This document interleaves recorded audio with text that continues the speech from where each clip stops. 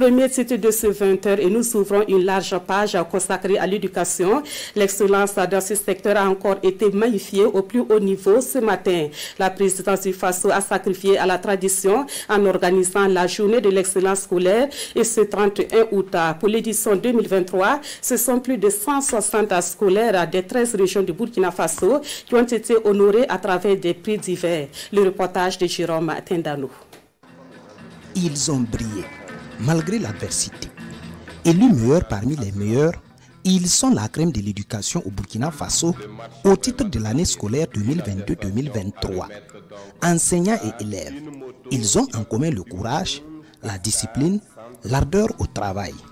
Ils symbolisent donc la résilience du système éducatif burkinabé et de ses acteurs face à des défis majeurs. Certains de nos camarades n'ont pas pu aller à l'école ou prendre part aux épreuves de la présente session des examens scolaires à cause de la situation que nous vivons.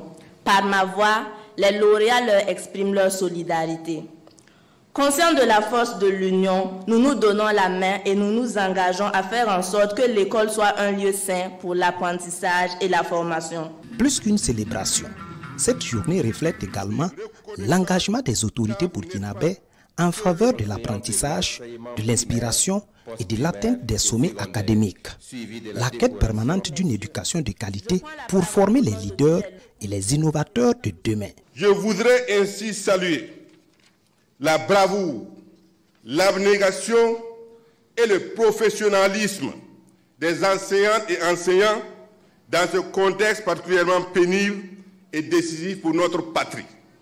Chers lauréats, élèves, enseignantes et enseignants de la cuvée de 2023, votre présence en ces lieux ce matin est source d'espoir pour toute la nation et preuve de la résilience de l'éducation nationale face à la guerre injuste, barbare et lâche que l'adversité impose à notre peuple depuis quelques années.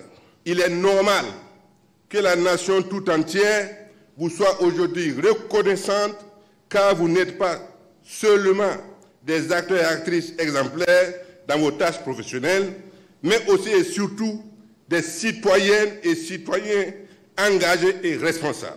La culture de l'excellence scolaire au Burkina Faso désormais instituée, l'horizon se dégage davantage pour cette initiative. La réforme des curricula est annoncée à cette tribune avec plusieurs innovations. L'intégration des savoirs endogènes, les droits humains, l'éducation à l'entrepreneuriat. Pour ainsi faire de l'éducation une voie essentielle vers un avenir plus radieux, même dans les situations les plus difficiles.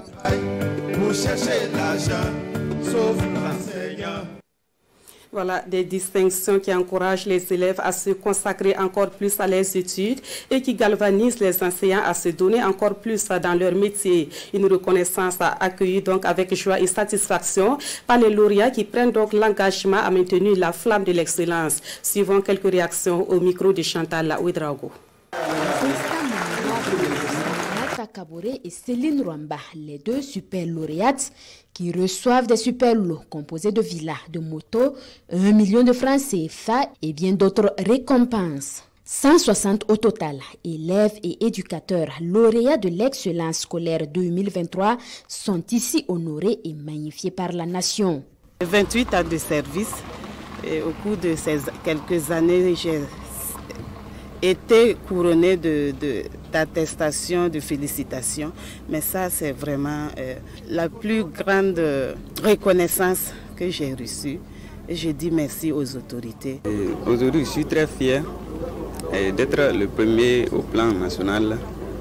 Et je profite de l'occasion de dire merci aux enseignants, à tous mes camarades et parents qui ont contribué à ce résultat. Le mérite récolté aujourd'hui est la résultante d'un travail acharné, l'ardeur et l'endurance de chacun des lauréats. C'est la rigueur surtout dans le travail régulier. Je n'ai plus droit à baisser les bras. Il faut que je continue à faire mieux que ça pour que d'autres collègues aussi se sentent motivés. Nous devons ensemble lutter contre l'ignorance qui est la mère des vices. Nous devons ensemble cultiver la paix, la cohésion, pour un monde plus paisible. L'insécurité et l'adversité n'ont point entamé l'abnégation et le dévouement de ces enseignants des zones frappées par la crise.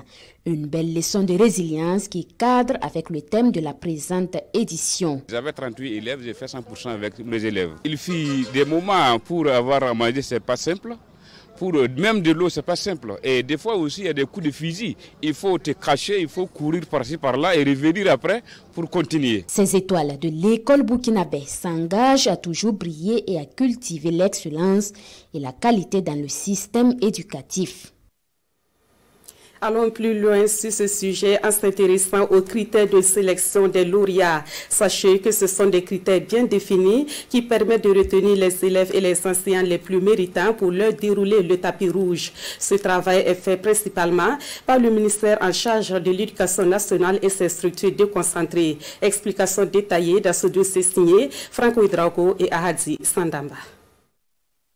Pour arriver à ce tapis rouge déroulé aux enseignants les plus méritants, la candidature de tout un chacun passe nécessairement par plusieurs comités de vérification. C'est un travail qui commence depuis la base, c'est-à-dire à partir de l'école où sert l'enseignant. En la matière, il y a 5 critères transversaux qui s'appliquent à tout enseignant candidat, qu'il soit du primaire, du post-primaire ou du secondaire. Il s'agit des capacités et des compétences professionnelles, la qualité de la collaboration avec les collègues enseignants, la réputation positive de l'enseignant dans sa communauté et la contribution de l'enseignant à la défense de la paix et de la citoyenneté responsable. Et ce sont des items d'appréciation qui diffèrent d'une catégorie à une autre.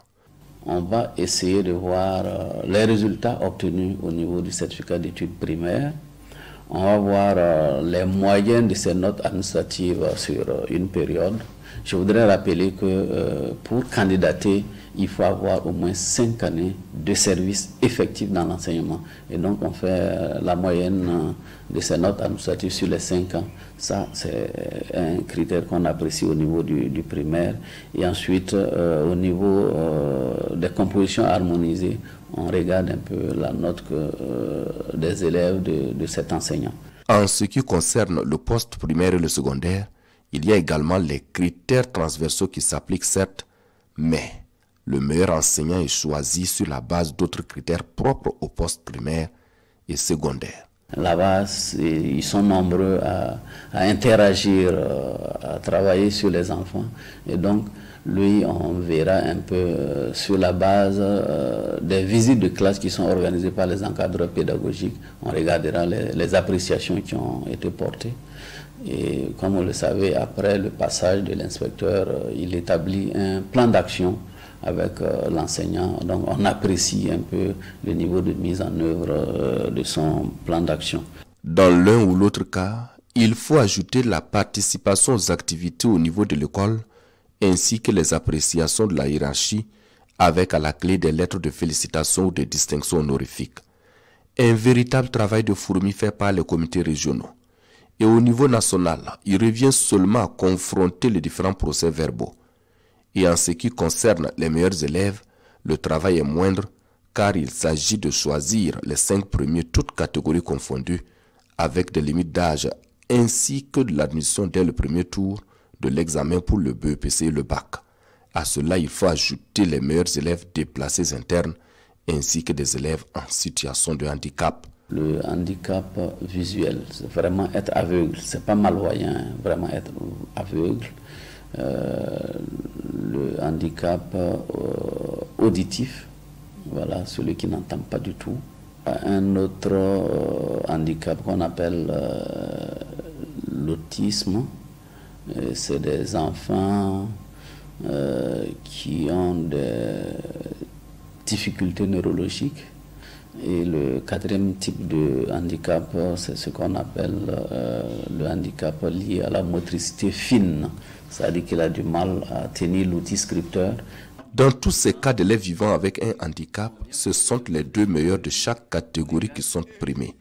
Que ce soit les élèves déplacés internes ou ceux en situation de handicap, il s'agit de prix spéciaux mis en place par le comité d'organisation avec l'accompagnement de partenaires.